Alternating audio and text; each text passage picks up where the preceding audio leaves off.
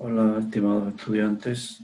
Mm, Bueno, espero que hayan podido aprender acerca de la planificación de los recursos humanos en cuanto a las diferentes técnicas que mencionamos en la clase anterior, que tienen que ver con la organización de trabajo y de manera particular el balance de carga y capacidad que eh, en, en el otro momento y video les expliqué. Recuerden siempre que toda la información está en la plataforma. Deben ir haciendo sus tareas para que no se atrasen y hacerlas con calidad. Ya les estoy haciendo la revisión de sus tareas, en la cual algunos han presentado insuficiencia.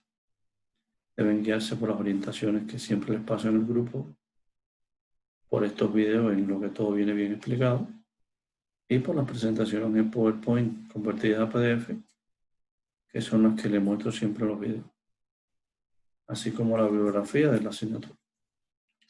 Bueno, en esa clase entonces continuamos con la unidad número 2, en la que ustedes debían calcular el balance de carga y capacidad, en la cual determinaron, de acuerdo a la carga, ya sea en volumen o en tiempo, respecto o dividido por el fondo de tiempo o por las normas de producción, determinaron entonces la relación entre la carga de un trabajador y su capacidad y de un proceso determinado para determinar la cantidad de trabajadores necesarios en la planificación de los recursos. Recuerden que hablamos de la necesidad de planificar a largo plazo, planificar de manera más operativa o táctica y el uso del balance de carga y capacidad como una forma de establecer la plantilla y los trabajadores necesarios para poder después pasar a un proceso de reclutamiento y contratación. Seguido de eso, como propiamente se caracteriza la actividad de recursos humanos, nosotros vamos a estudiar hoy dentro de esa planificación el diseño de los puestos de trabajo. Tres elementos importantes: el diseño de los puestos de trabajo, las fuentes de reclutamiento y selección. Son procesos que van unidos y seguidos a la planificación, en la que ustedes determinan la cantidad de trabajadores y esto les permite saber entonces cuáles son las necesidades que tienen y a partir de ahí pueden hacer un reclutamiento y darle publicidad y convocar a los más competentes, ¿no?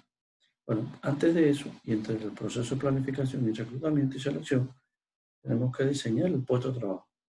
Y vamos a ver hoy cuáles son los requisitos de un puesto de trabajo, qué es un puesto de trabajo, cuáles son los elementos que lo componen y los aspectos principales acerca del reclutamiento y selección de personas. Les voy a traer eh, un cuento un poco gracioso que nos refleja una realidad eh, que se vive en las organizaciones. Y partiendo de esa crítica, bueno, vamos a ver la clase de hoy. Dicen que mientras caminaba por la calle, una mujer de éxito, directora de recursos humanos de una importante compañía multinacional, es trágicamente atropellada y muere por un accidente en un camión.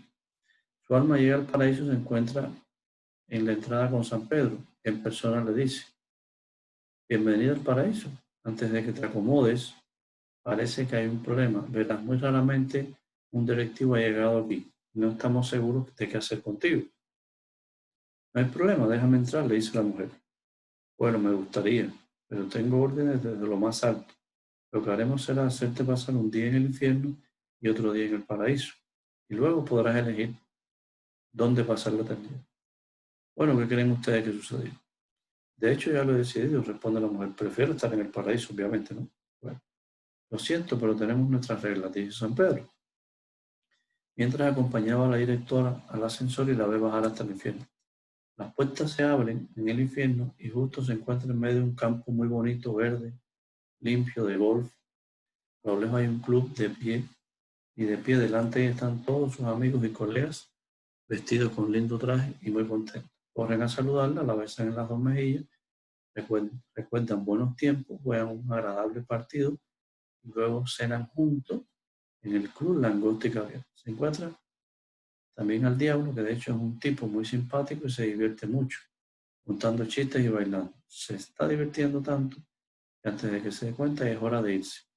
Así todos le dan un apretón de mano y la saludan mientras sube el ascensor.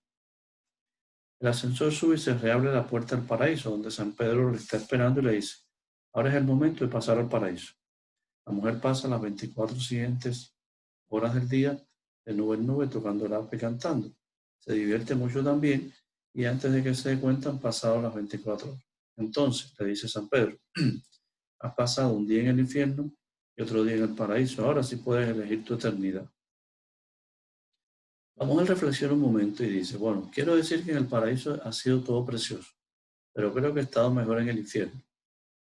San Pedro la acompaña hasta el ascensor y otra vez baja hasta el infierno. Cuando abre las puertas del ascensor se ve en medio de una tierra desierta, llena de mugre, desechos, desperdicio, y todos sus amigos vestidos con trapos recogiendo desperdicios y poniéndolo en bolsas negras.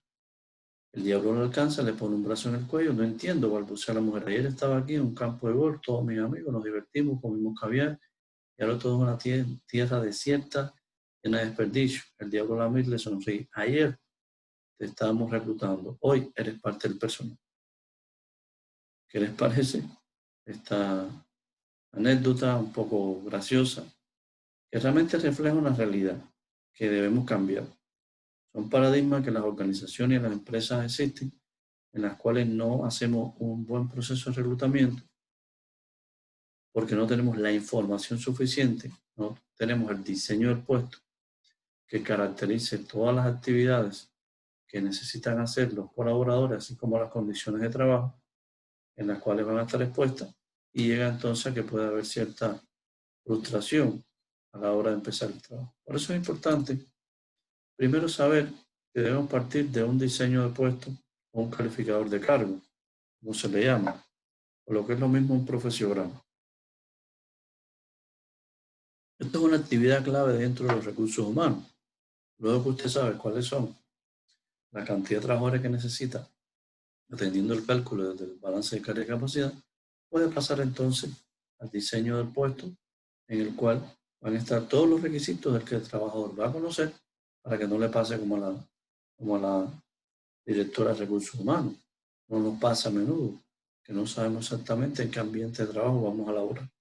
Es importante el diseño del puesto de trabajo que como actividad clave requiere del análisis del puesto de trabajo, la descripción del puesto y la definición de las especificaciones o requisitos del puesto de trabajo.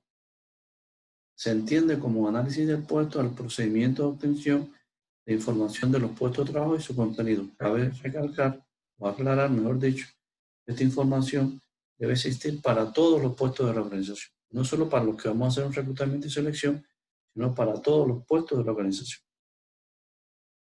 A partir de esa información es que se compara, por ejemplo, algún colaborador que esté laborando en la organización, qué requisitos no está cumpliendo en un proceso de evaluación o qué requisitos de conocimiento le falta en un proceso de capacitación. Es importante en esto entonces, en ese procedimiento, hacer una descripción del puesto en un documento que recoge toda la información del puesto, el contenido, las responsabilidades. Esto, repito, es para los que están laborando, así como los que se van a seleccionar. Es un documento de guía. Y en esto, ¿cuáles son entonces las especificaciones del puesto? ¿Cuáles son los requisitos, las cualidades personales, o sea, las competencias laborales que necesitamos, conocimientos, habilidades, valores, actitudes de ese puesto de trabajo, para nosotros entonces hacer una comparación y medir las características del trabajador que estamos reclutando o que vamos a seleccionar versus el diseño del puesto de trabajo con todos los requisitos que este tiene: el nivel de estudio, la experiencia, las características, las condiciones de trabajo, la misión del puesto, entre otros. Esto nos lleva, por supuesto, a la necesidad del uso de varias técnicas. ¿Cuáles, por ejemplo? La observación directa. Para diseñar un puesto de trabajo y hacer un análisis y descripción del puesto de los que hoy tenemos en la organización, aplicar cuestionarios a los colaboradores, cuáles creen ellos que sean las mejoras que se requieren en su puesto y en su diseño de puesto de trabajo. Entrevistas directas y los métodos mixtos que van a aglutinar todas estas técnicas. En esto también lo pueden ver en verde en pantalla, el método experto. El método experto en el cual nosotros debemos utilizar técnicas de medición y evaluación del nivel de experticia de ciertas personas para considerarlo como experto, y después de que hagamos una encuesta en la que ellos nos dan sus criterios de cuáles son las competencias, por ejemplo, que querían en los puestos de trabajo, entonces hacemos un nivel de concordancia que puede ser utilizando el método Delphi o puede ser utilizando un poco de más rigor estadístico, el coeficiente de concordancia de Kendall. Este proceso de diseño de puestos, digamos, se estructura a partir de la definición de este documento y profesiograma o calificador de puesto, como ya les había mencionado, a través del establecimiento de los requisitos y responsabilidades del puesto. ¿Quién hace esto? Ustedes el día que tengan esa responsabilidad como parte de los colaboradores del área de recursos humanos, que son los responsables de hacer este diseño, para todos los puestos de la organización. Se debe definir el contenido del puesto y, como les mencioné, las condiciones de trabajo. Sobre todo, qué hace el colaborador, cómo lo hace y para qué lo hace. Estos elementos van a conformar el profesiograma o diseño del puesto de trabajo o perfil del cargo. Partiendo de esa información inicial, que es un documento, por supuesto, administrativo, que debe manejar, que debe estar en todos los puestos. ¿Cuál es la realidad ecuatoriana hoy?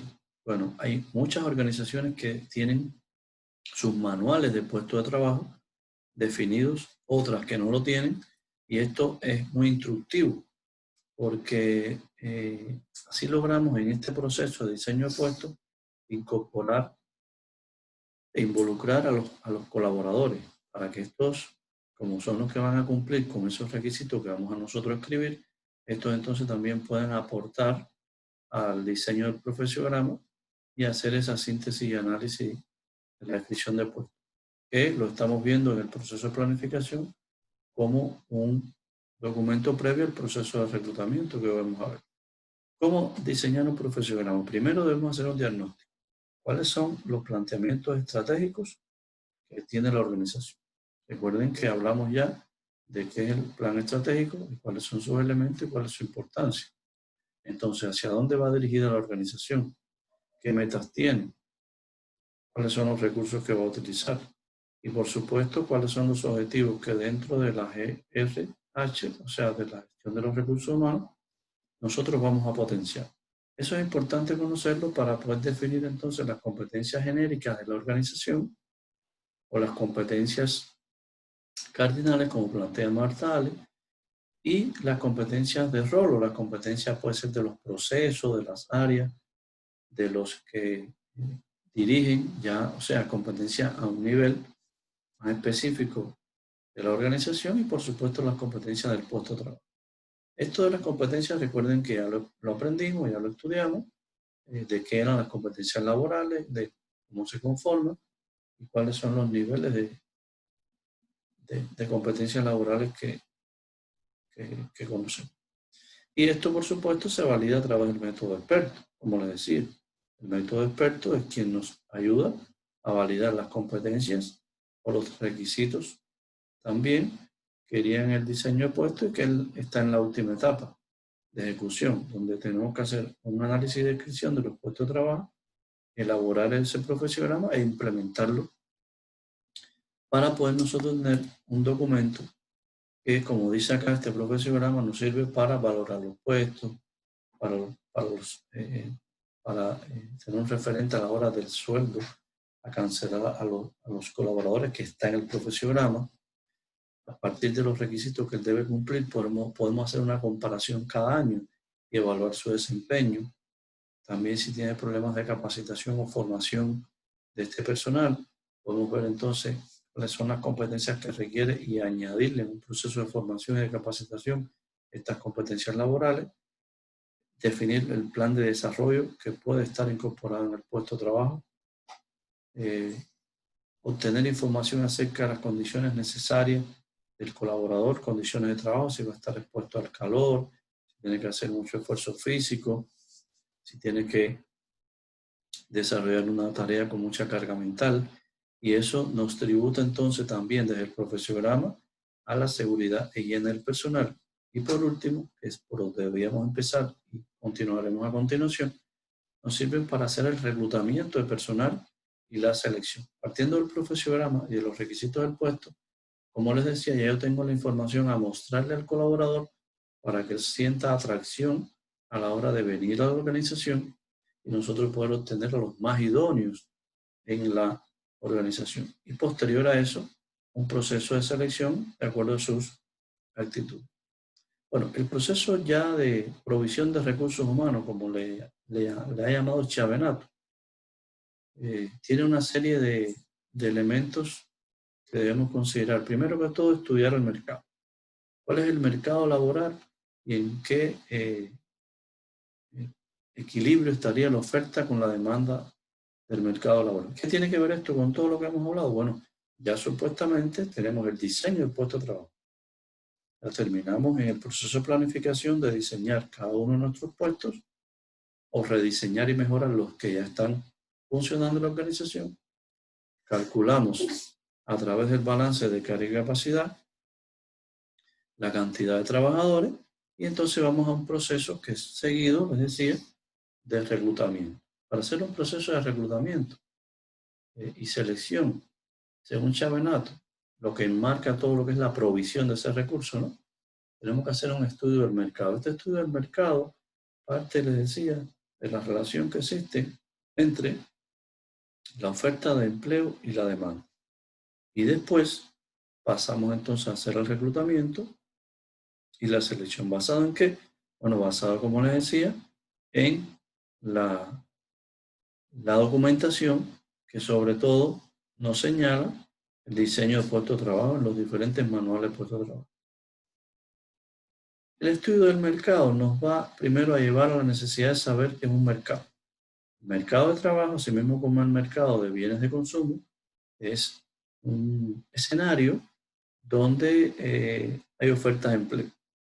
Un escenario que puede ser virtual a través de la oficina de socioempleo, a través de la gestión del propio Ministerio de Trabajo que establece estas opciones para estudiar cuáles son las ofertas y las demandas de empleo.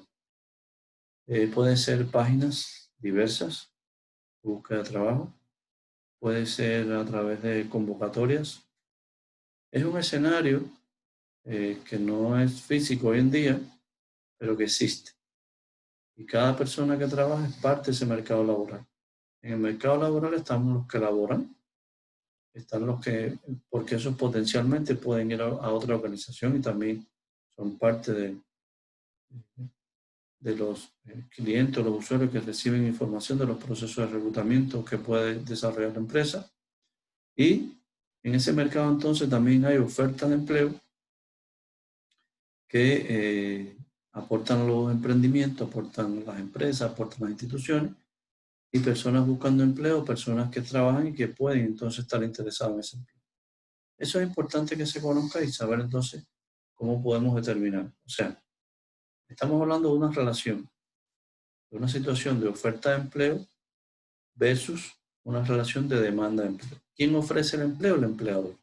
Si usted es parte de la empresa que está ofreciendo el empleo, usted es parte de la oferta. Si usted hoy no tiene empleo, usted es parte de la demanda. Tenemos un escenario donde O, que es la oferta, es mayor que T, que la demanda, ¿verdad? Eso quiere decir que hay más cantidad de empresas ofreciendo empleo que personas idóneas, competentes buscando empleo. Y cuando O es menor que D, que es la derecha, entonces hay menos ofertas de empleo, de empresas buscando empleo, que personas con las competencias requeridas, siempre lo señalo, optando por esos empleos. Entonces, ahí en ese escenario habría mucha necesidad de puestos de trabajo. Como ven, para cada uno de esos escenarios hay una serie de estrategias a desarrollar. Si usted tiene poca demanda de empleo, bueno, tiene que hacer fuertes erogaciones o una fuerte publicidad de reclutamiento para atraer a los pocos que están en el mercado competentes a la empresa.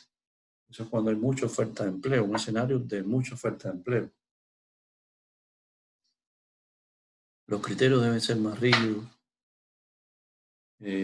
más flexible, perdón, menos rígido, para poder captar al personal, hacer mejores inversiones en capacitación, ofrecer sueldos estimulantes para atraer a más candidatos, dar buenas condiciones de prestaciones sociales, mayor importancia al reclutamiento interno, ya que en el mercado no tengo las personas interesadas en aceptar los empleos que le estamos ofreciendo, tenemos que ir a fuentes internas de reclutamiento. Y en este caso, los recursos humanos se forman un capital que merece mayor cuidado por parte de la organización, porque no abunda, suele ser escaso. Sin embargo, un escenario distinto, opuesto, donde hay muy poca oferta de empleo y mayor demanda, las organizaciones, las empresas, están obligadas a desarrollar otro tipo de estrategia. No tiene necesidad de hacer reclutamiento, le toca todos los días las puertas a usted, a alguien buscando empleo. Puede hacer los criterios de selección más rígidos para captar a los más competentes. Recuerden siempre que estamos partiendo de una gestión del talento humano, buscando personas las más competentes, las que tienen las mejores competencias del mercado. No hay que hacer inversión en capacitación, porque de seguro si hay poca oferta de empleo y mucha demanda, vamos a obtener personas altamente calificadas en el entorno laboral que no tenemos que invertir. Los salarios ahí se pueden establecer en los valores mínimos, lo cual sería un ahorro para la organización, ahorro para la empresa, porque hay una alta necesidad. Asimismo, las inversiones en prestaciones sociales y el reclutamiento externo en esta estrategia, en este escenario, se vuelve más importante. Y voy haciendo un cambio de los trabajadores internos que tengan menos competencias laborales, los voy, si no se pueden capacitar, si no se pueden adaptar, si no pueden mejorar, los voy transformando los voy cambiando, moviendo y voy incorporando colaboradores del entorno externo para la organización, que obviamente van a tener un buen nivel de capacitación. Es importante conocer y que ustedes sepan calcular cuál es el movimiento, cuál es el flujo de personal hacia la empresa y fuera de la empresa. En este estudio, ya que tenemos la cantidad de trabajadores, vuelvo y les repito, que vamos a contratar, porque lo calculamos con el balance de carga y capacidad, ya que tenemos el diseño de los puestos de trabajo, sabemos los recursos que lleva, sabemos las funciones que lleva, los requisitos de ese puesto, las competencias de ese puesto. Entonces podemos estudiar el mercado, como ya les mencioné, que puede estar en dos escenarios, y saber entonces cuál es el flujo o el turnover o rotación del personal de la empresa hacia el entorno. Y es muy fácil matemáticamente. Hay que determinar cuáles son las personas que salen, que son las desvinculaciones, que es D, cuáles son las que se admiten, o sea, las admisiones, las que entran, las que yo contrato, entre 2, eso se promedia y se vuelve a dividir por el promedio de empleados contratados en el periodo considerado. Eso se multiplica por 100 y se da en porcentaje. Bueno, ¿cuáles son las personas que se admiten? ¿Cuál es A? Las personas que entran a la organización. Ahorita vamos a ver un ejemplo para que entiendan bien cómo determinar cuál es el flujo de la organización, a partir de lo cual se deben tomar varias decisiones. Todo esto es información que nos nutre el proceso de planificación, de reclutamiento, de selección del personal en el que estamos estudiando. Entonces, las personas que se admiten son las que entran, las que se contratan, las que se incorporan. Las personas quienes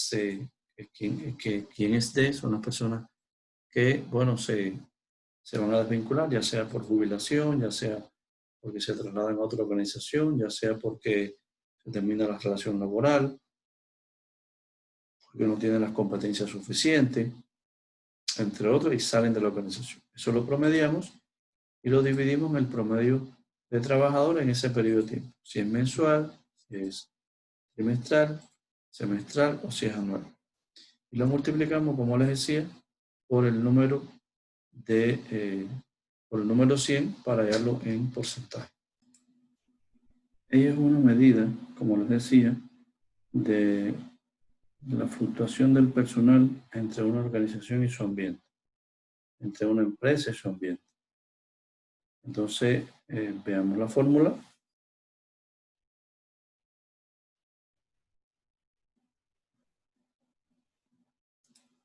Y aquí tenemos un ejemplo.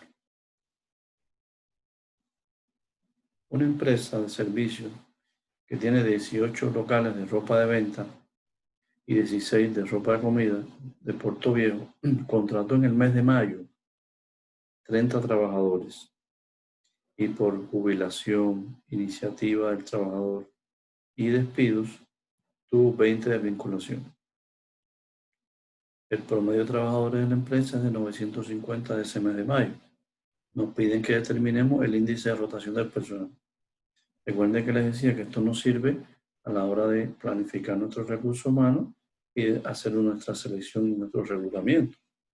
Porque si es una empresa, por ejemplo, que tiene un índice elevado de rotación del personal, tenemos que reclutar muchas más personas de las que necesitamos para poder incorporar a los puestos que nosotros necesitemos y que en esa dinámica pudiese entonces continuar esa fluctuación y tener que necesitar entonces más trabajadores que los previstos en esa planificación, en ese proceso de reclutamiento. Eso nos sirve para saber, ¿no? Por ejemplo, si usted calcula que necesita 10 trabajadores, ¿no? Pero su índice de rotación es muy alto, necesita hacer un proceso de reclutamiento permanente, no mensual o trimestral, sino con una frecuencia de acuerdo a la dinámica de la rotación del personal. No va usted, por ejemplo, si tiene una rotación alta cada mes, a hacer procesos de reclutamiento cada 3 meses, porque va a tener una cantidad de, puede ser de vacante,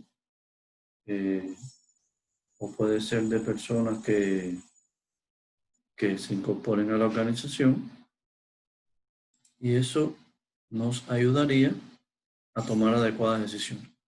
Bueno, en este caso recordemos que A son las personas que se admiten a la organización y estamos hablando de que contrató la empresa 30 trabajadores y que se fueron, se desvincularon, que es D, porque unos se jubilaron, otros decidieron irse para otra organización, otros hubo que despedir. Bueno, eso fue un número de 20. Tenemos un promedio de empleados contratados en ese periodo, en ese mes, de 950. Vamos a determinar el índice de rotación del personal. ¿Cómo sería? ¿Cuál sería? Sabemos que A es 30, que D es 20. Sumamos entonces A más D, 30 más 20, es 50. Lo dividimos entre 2, nos da 25.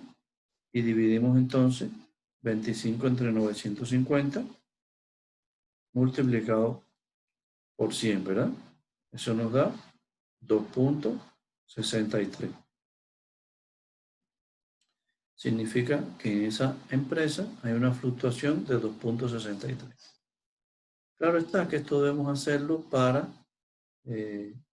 un periodo de tiempo y saber cuál es la tendencia, si aumenta, si disminuye, cuáles son los meses de más fluctuación.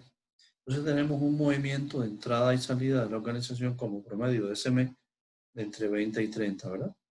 Entran unos 30, se van unos 20, es un nivel de fluctuación que la empresa considerará si es bajo o si es alto, de acuerdo a diferentes periodos. Eso nos da la medida de la estabilidad de los colaboradores unido al estudio de organización del trabajo y de la plantilla mediante el balance de carga y capacidad. Podemos tener una mejor información, una mejor retroalimentación, por supuesto, de todos los puestos que necesitamos cubrir y las cantidades que necesitamos nosotros, la cantidad de personas que necesitamos reclutar. Bueno, ese es un ejemplo que les muestro de cómo determinar el índice de rotación del personal. Vamos a ver otro. Una empresa de servicios desvinculó 12 trabajadores en el mes de octubre de 2017.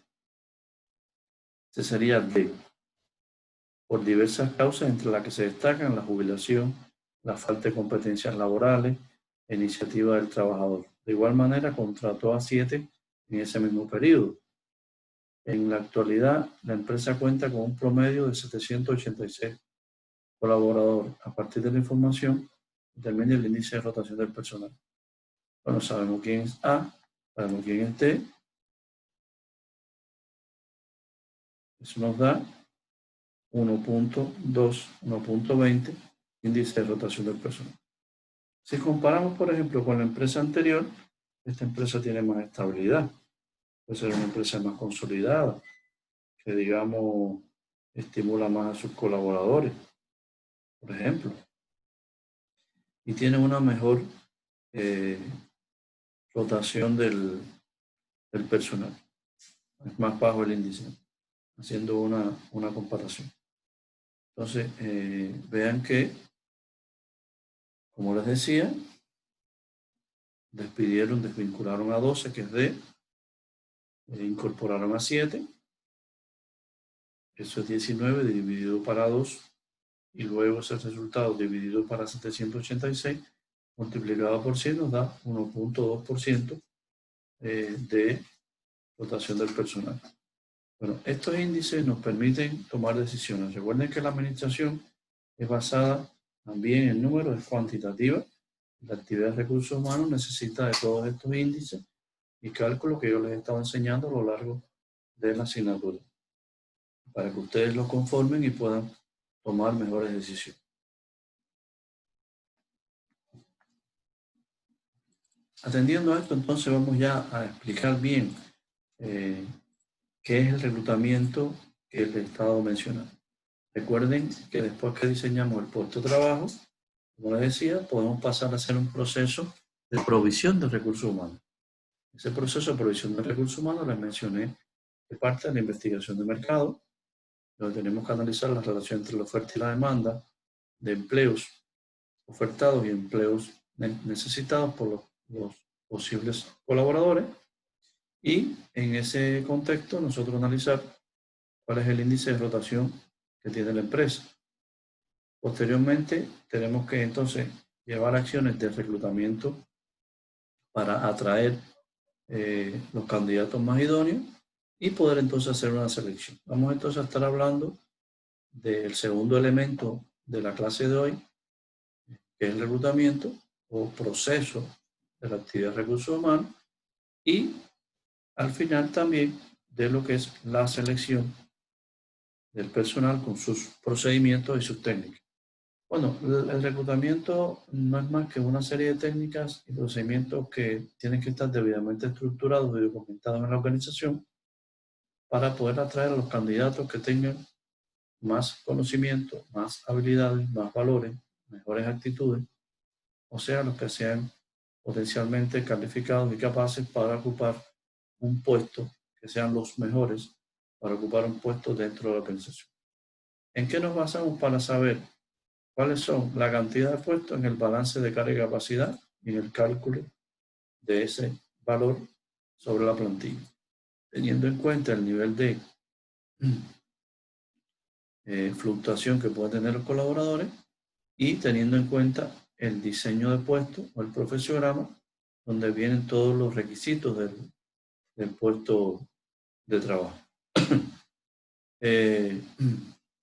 Podemos también conocer que el reclutamiento y selección nos ayuda a divulgar en ese mercado las oportunidades que tiene la empresa en materia de recursos humanos. Debe ser suficiente este proceso para atraer un contingente de personas por encima de las plazas que estén vacantes y tiene que lograr una adecuada intervención sobre las fuentes capaces de proveer a la organización un número suficiente de personal idóneo para cumplir con los objetivos o lo que posteriormente se debe hacer, que es la selección. Fuentes capaces de proveer información. Nosotros tenemos que estudiar, como les decía, el mercado laboral, que es un mercado físico donde vamos y compramos, pero es un mercado que existe y que es complejo de identificar. Hay que saber divulgar para llegar a todos los mejores candidatos, ya sean que estén desempleados o ya sean que tengan un empleo. Y bueno, ¿cuáles serían entonces las técnicas necesarias? Ustedes se preguntarán para poder llegar. ¿Cuáles son las fuentes principales de reclutamiento que a la vez se convierten entonces en los objetivos de los métodos y técnicas para poder llegar a esos colaboradores que están, puede ser en otro cantón, puede ser en otra provincia, puede ser en otro país, que nosotros necesitamos que estos se incorporen a la organización? Bueno, los procedimientos generalmente que se utilizan en materia de reclutamiento y selección parte, como ya les he mencionado, de la identificación de las necesidades personal, ¿verdad? Cómo yo determino la cantidad de personas que necesito, haciendo un balance de carga, que me va a determinar la cantidad de personas que necesito, y a partir de ahí conociendo entonces cuáles son las plazas vacantes que nosotros necesitamos. ¿Es suficiente esto? No. Aquí entonces viene a aportar el tema que hablamos del diseño de puestos al inicio de la clase, donde yo debo determinar la fuente y características del personal a reclutar. ¿Cuáles son las características del personal a reclutar? Yo tengo que tenerlo previsto en un documento, en un diseño de puesto, al que se le llama el profesiograma. Posteriormente tengo que hacer una información sobre el puesto de trabajo, sobre sus características, a través de anuncios, a través de contacto con otras instituciones, entre otros, que vamos a ver posteriormente cuáles son las fuentes, todas las fuentes de reclutamiento que nosotros podemos utilizar para poder atraer los candidatos más idóneos a la organización.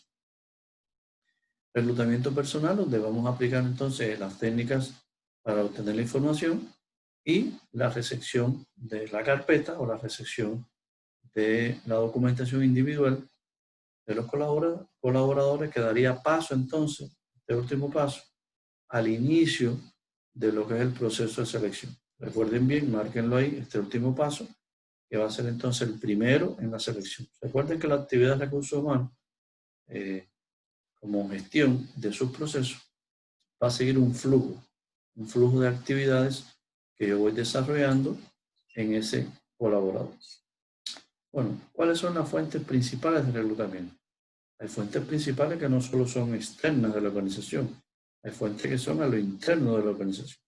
En ella está a lo interno, por ejemplo, transferir a una persona de un puesto a otro, ascenderla a una persona de a esa plaza que esté vacante, una persona de la organización que va a ocupar ese puesto. Eso es una forma también de reclutar. El establecimiento de programas de desarrollo de profesionales, los profesionales más idóneos, la planificación de sus carreras dentro de la organización y el desarrollo de un proceso de ascenso en el tiempo a diferentes puestos, así como ir, por ejemplo, rotando a las personas en diversos puestos para que vayan siendo más polivalentes y tengan mejores competencias laborales, y esto entonces haga que nosotros podamos ocupar las plazas desde lo interno. Por supuesto, recomendados, familiares, conocidos, que también nosotros podamos incorporar a diferentes puestos de trabajo, sin caer, por supuesto, en nepotismo ni en violar nada que esté bien establecido en el marco regulatorio, ni que viole incluso los propios principios de funcionamiento de cualquier organización y de, por supuesto, de cualquier empresa. Nosotros al externo también podemos usar una serie de, determinar una serie de fuentes de reclutamiento interno que se van a convertir entonces en el objetivo para el uso de las técnicas en la búsqueda de los colaboradores más competentes y en la atracción de los colaboradores que más habilidades, más actitudes van a poseer. Nosotros primero, bueno, recomendaciones de los candidatos por los propios empleados, contacto con las universidades, las escuelas. Hay universidades que captan a sus estudiantes, hay empresas que captan a sus estudiantes desde la universidad, y cuando estos se gradúan, los mejores estudiantes ya le tienen prevista una plaza. Anuncios públicos, por supuesto, contacto con los sindicatos para que puedan abastecernos de información de cuáles son los colaboradores que necesitan empleo y que son idóneos. Conferencias, ferias de empleo que se realizan aquí en Ecuador, ferias de empleo, donde han sido muy efectivas. El año pasado una experiencia en Cuenca, donde ahí las personas llevaban sus carpetas y podían ser seleccionados o no de acuerdo al cumplimiento de los requisitos de esos puestos de trabajo. El uso de medios de comunicación masiva, las redes sociales, ahora tenemos el Facebook, el WhatsApp, el Instagram, la radio, la televisión, agencias de empleo, sitios de empleo, internet, correos, etcétera, etcétera. Muy variada y amplia las opciones que tenemos hoy para hacer un reclutamiento a lo externo. Y por último, el mixto, que va a combinar el reclutamiento interno con el reclutamiento externo como vía para atraer entonces, es decir, a los candidatos más idóneos, basado en la definición de las competencias, basado en la definición del profesiograma y de la cantidad de plazas vacantes determinadas a través del índice de carga vacía. ¿Cuáles son las ventajas del reclutamiento interno? Bueno, es más económico, evita gastos de publicidad en periódicos, en la televisión, en distintos medios. Es más rápido porque es mover un trabajador de un área para otro, es un movimiento interno que solo lleva un trámite burocrático y acuerdo de las partes, del trabajador que va al área y del jefe que lo recibe, y una sesión, digamos, o permiso de traslado del jefe actual hacia el área al que va. Eso es un movimiento interno que se puede hacer de inmediato, por eso es más rápido, tiene más validez y seguridad porque ya conocemos a las personas dentro de la organización. Aprovecha las ventajas que la misma empresa ha hecho en capacitación para que sus colaboradores puedan ascender en puestos de más responsabilidad y, por supuesto, debe ser de mayor remuneración, y desarrolla un espíritu de competencia, aunque es un espíritu saludable de competencia, porque yo sé que si me esfuerzo, si me preparo, si soy mejor, voy a trascender en la empresa, voy a tener la posibilidad de tener puestos de más responsabilidad, donde voy a aprender más, donde voy a tener más currículum y donde voy a ganar más. Eso es importante que se fomente dentro de los procesos de la actividad de recursos humanos para buscar una mayor productividad de las personas, ¿no? Y una mayor motivación al trabajo. Bueno, también el reclutamiento externo, por supuesto, tiene una serie de ventajas. ¿Cuáles son las principales ventajas? Bueno, personas con experiencia nueva, fresca, deseos de trabajar, nuevas motivaciones de otras culturas, lo cual enriquece y renueva, por supuesto, la organización. Y sobre todo, si logramos hacer un buen reclutamiento externo, captamos personas preparadas, con experiencia, externas a la organización. Y eso es un dinero que la empresa no tiene que gastar.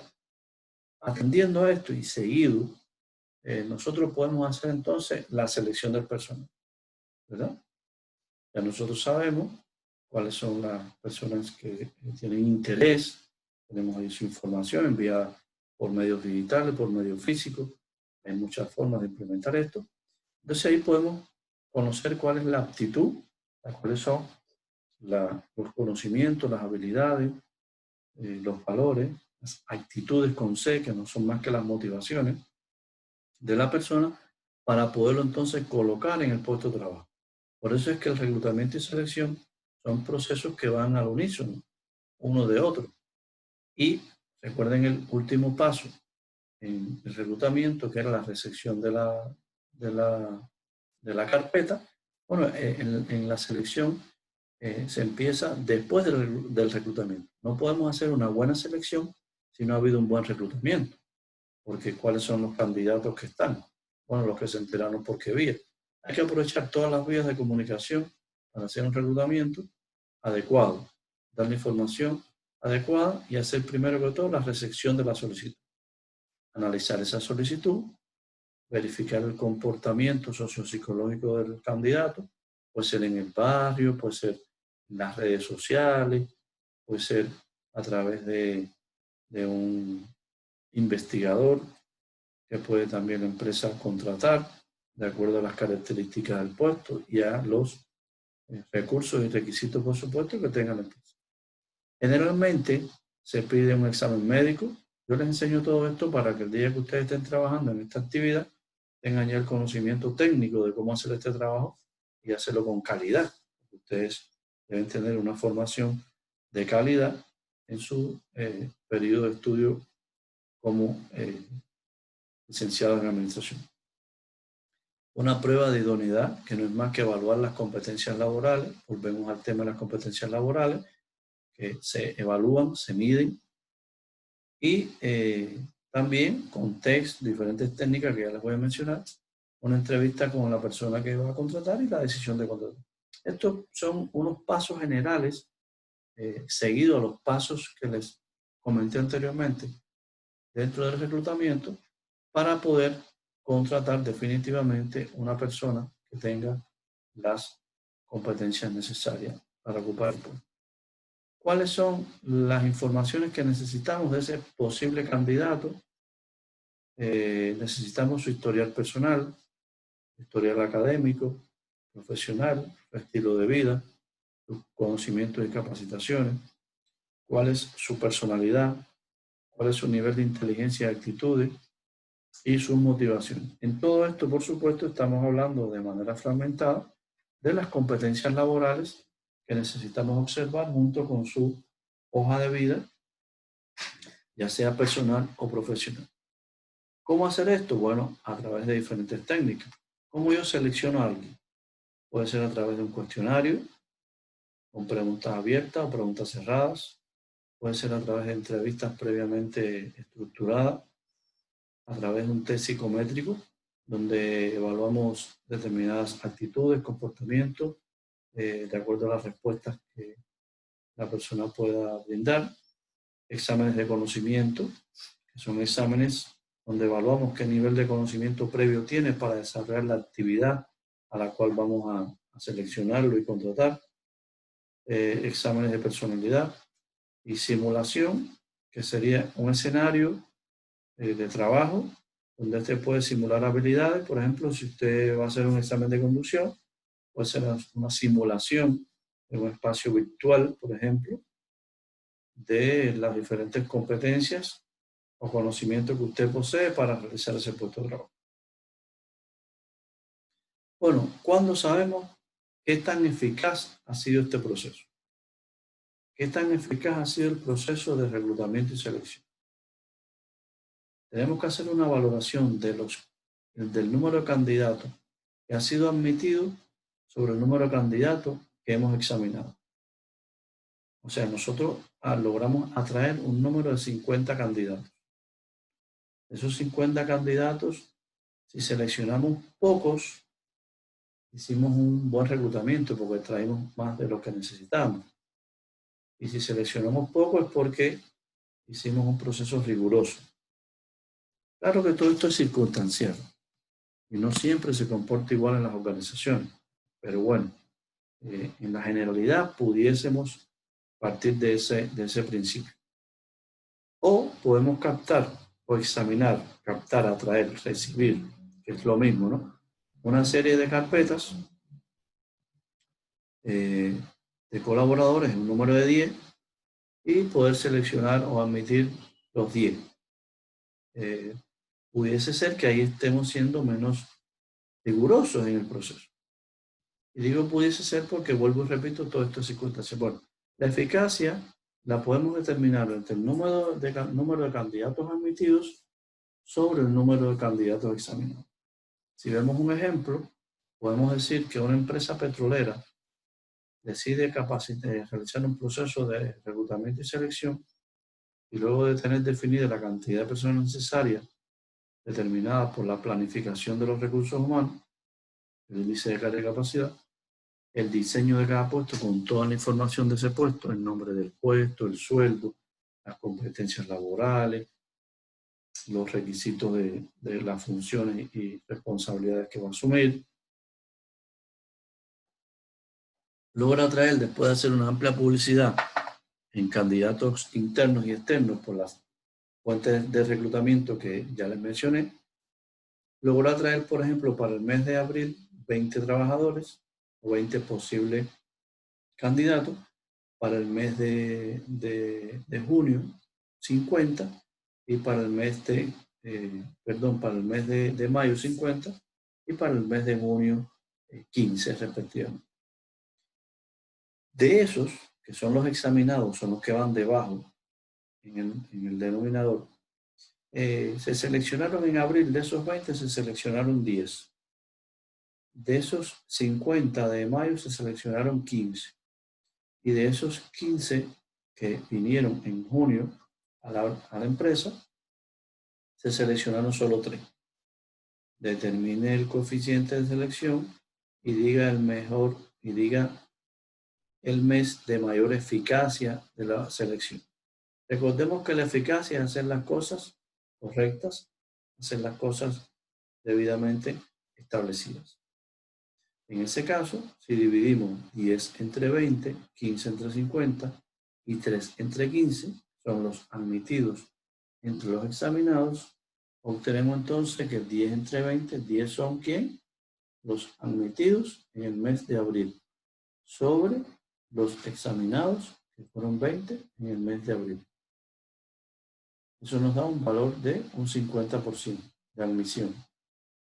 Si en el mes de mayo logramos admitir 15 de los 50 multiplicado por 100, nos da un 30%, y en el mes de junio logramos admitir de esos 15 solo 3, para un 20%. ¿En qué mes nosotros podemos decir de que fuimos en el coeficiente de selección más eficaces? En el mes de abril, que nos dio un 50%, en el mes de mayo, que nos dio un 30%, en el mes de junio, que nos dio un 20%. Aunque esto va a ser circunstancial y cada mes puede ser distinto en una empresa, si vemos esto de manera absoluta, en otra información, por supuesto, porque repito, pudiésemos decir de que cuál fue el mes, yo les pregunto, de más eficacia en la organización, atendiendo a que la relación entre admitidos y examinados responde a un proceso de selección en el cual yo debo ser exigente para obtener la mayor cantidad de personas necesarias, pero con la mayor cantidad o la mayor calidad necesaria. Entonces, si hacemos una relación hacia la calidad, podemos ver que en el mes en que nosotros tengamos un porcentaje bajo de selección, estamos siendo mucho más eficaces. Por tal razón, el mes de junio, presumiblemente, la empresa tuvo un proceso más eficaz de selección, porque en el mes de junio, de todos los candidatos, solo seleccionamos un 20%. En la medida que seamos más exigentes, aunque captemos la atención de más cantidad de colaboradores, entonces vamos a ser un poco más selectivos, que es lo que se quiere. Esto, por supuesto, que es circunstancial, esto es muy relativo y depende de muchos factores, ¿no? Pero viendo el caso de manera absoluta, podemos decir que mientras más exigentes seamos, menos porcentaje de personas estarían ingresando de todos los candidatos que nosotros logramos que vieran la organización como atractiva. Si vemos otro ejemplo, podemos decir entonces que esta otra empresa logró atraer 15 personas, 12 y 17 en los meses de agosto, septiembre, octubre, son los admitidos, los que van debajo, ¿no? Perdón, los examinados, los que van debajo. Lograron atraer, logramos entrevistar. Y de ahí los admitidos, que son los seleccionados, son los que van arriba. Fueron, en este caso, 5 en agosto, 2 en septiembre y 10 en octubre. Para lo cual nos quedan que en el mes de agosto hubo un 33% de selección de personal, de coeficiente de selección de personal. En el mes de septiembre un 16 y en el mes de octubre un 58.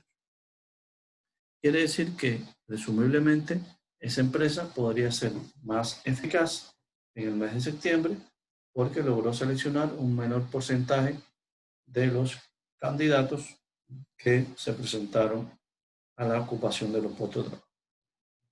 ¿Por qué digo que es circunstancial? Porque pudiésemos decir que en el mes de octubre, que hubo un 58% de selección, fue necesario porque en ese mes, digamos, hubo más fluctuación laboral. Por ejemplo, puede que sea un mes donde el ciclo empresarial termine o comience. Ahí recuerden que hay empresas que tienen ciclos, son rotativos, ¿no? Hay empresas que trabajan todo el año, hay empresas que tienen ciclos de funcionamiento y puede responder a un ciclo donde hay una elevada eh, contratación, aunque el porcentaje o aunque la cantidad de personas que se capten no sean las necesarias y tampoco las que se seleccionen sean las que totalmente cumplan 100% con el diseño puesto, porque hay que atender a la realidad del mercado laboral. Hay que atender a la necesidad, por tal razón, de la empresa de contratar personas que en ocasiones no tienen todas las competencias que queremos, pero que sí son necesarias para la organización. Posteriormente, la empresa tiene un proceso de capacitación en el cual puede ayudar a que estas personas entonces sean competentes con la incorporación en la incorporación del proceso de capacitación. Entonces, todo esto es muy circunstancial. Pero vamos a decir que presumiblemente el mes de septiembre es el mes de mejor eficacia en la selección porque el porcentaje menor fue muy selectivo. Bueno, estos son estados ideales. Espero que hayan visto que la esencia de la clase estaba dirigida a la continuidad de los procesos, atendiendo al diseño de puesto de trabajo, profesionograma, a la determinación de la fluctuación, el coeficiente de fluctuación laboral, que nos añade información a la hora de toda esta selección de personal, y que dentro de la organización tenemos que desarrollar procesos también de reclutamiento hacia fuentes internas y fuentes externas, como son rotaciones de puestos, como son ascensos, anuncios en la prensa, en las redes sociales, en los medios. Todo esto, toda esta publicidad es para lograr atraer un número de candidatos por encima de lo que necesitamos para hacer ese proceso de reclutamiento y selección, que van muy unidos, y vimos los procedimientos establecidos, y que entonces el porcentaje en la eficacia de la selección sea siempre lo más pequeño posible para demostrar que hemos tenido una rigurosidad en esos procesos. Claro está que esto va a depender del escenario o del mercado laboral en el cual se mueva la empresa. Es un mercado, como le decía al inicio, que es de poca oferta de empleos y de mucha mano de obra.